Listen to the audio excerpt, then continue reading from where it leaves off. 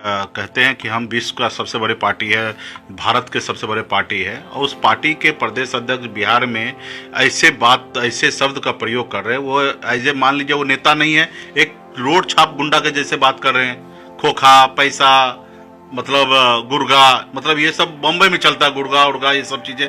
अब ऐसे ऐसे शब्द का चयन कर रहे हैं, तो मुझे लग रहा कि दिमागी हालत ठीक नहीं है। ऐसे जगह पे उनको इलाज की आवश्यकता है, क्योंकि हम उम्मीद नहीं कर सकते कि भारतीय जनता पार्टी के प्रदेश अध्यक्ष ऐसे शब्द करे, वो भी अति पिछड़ा के प्रति।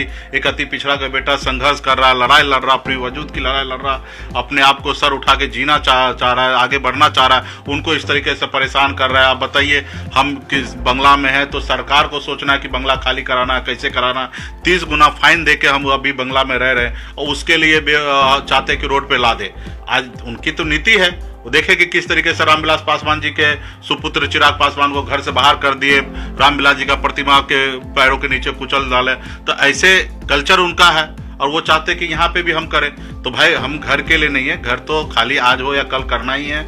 हमने लाखों निषाद के दिलों में घर बना लिया, मुझे घर के लिए फिक्र नहीं है। जब से हम मुंबई का घर छोड़े, बिहार में लाखों घर हमने बना लिया है। तो इसमें मतलब आज उनको परेशानी हो रहा है। भैया, कल तक तो हम आप ही के साथ थे, आज आपने हमारे साथ चीटिंग किया, आज आपने हमारे विधायक को खरीद लिया, हमको सरकार से बाहर कर दिया। आज आप बोल रहे कि दूसरे का हम बी टीम है, ये है, तो आप ए टीम बना लीजिए।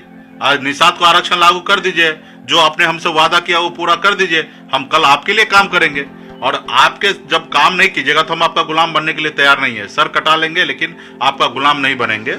और जब हम अपने वजूद की लड़ाई लड़ रहे हैं, तो फिर आपको हमसे क्यों इतना एनर्जी है भाई?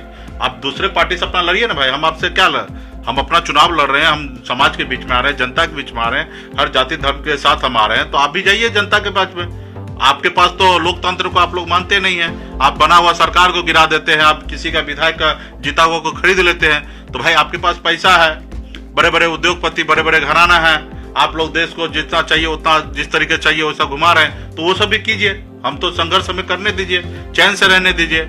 आज आप हमको घर से बाहर निकालना चाहते, तो ये सारे चीजें हैं। तो कहीं ना कहीं ये भारतीय जनता पार्टी के सूट नहीं करता है। भारतीय जनता पार्टी का मोटो है सबका साथ सबका विकास। खास करके अपने आप को देश के प्रधानमंत्री नरेंद्र मोदी जी कहते हैं हम पिछड़ा का बेटा है, पिछड़ा के हक अधिकार की लड़ाई लड़ते, यही लड़ाई है। एक पिछड़ा का बेटा संघर्ष कर रहा, उसको आप लोग इस तरीके से बेइज्जत कर रहे हैं। तो हम तो कह दिए भाई, जितना गाली देना दीजिए। हम यहाँ चुनाव जीतने के लिए आए हैं, अब उनका भी अपना प्रयास हो जीतने के लिए। और जिनको नुकसान होगा वो तो 8 तारीख को पता चलेगा, कौन जीतते कौन हारते हैं। हम जनता के बीच में जा रहे हैं, हम किसी से लड़ाई नहीं है, हमें अपने आप को जीतना है। और जब हम जीतेंगे तो निश्चित तौर पे जो लोग हैं वो लड़ेंगे। 13 लोग चुनाव लड़ रहे हैं, सबको जीतने के लिए लड़ रहे हैं, हम भी अपने जीतने के लिए लड़ रहे हैं। भाई, अगर निषाद का इतना ही फिक्र है तो अब निषाद को टिकट क्यों नहीं दे दिए? हम तो बोल रहे थे कि निषाद को टिकट दे दे, चाहे एनडीए हो या महागठबंधन, हम निषाद को समर्थन कर देंगे, हम चुनाव नहीं लड़ेंगे। आप तो निषाद को टिकट दिए नहीं, यानी कि निषाद को आप कुछ नहीं समझते, इसलिए ना नहीं दिए। यहाँ पे निषाद जीता हुआ प्रत्याशी था, आपने नहीं दिया। रहा मेरी बात, तो एक जात से हम चुनाव जीत नहीं सकते। आप चिराग पासवान के चरणों में झुक गए।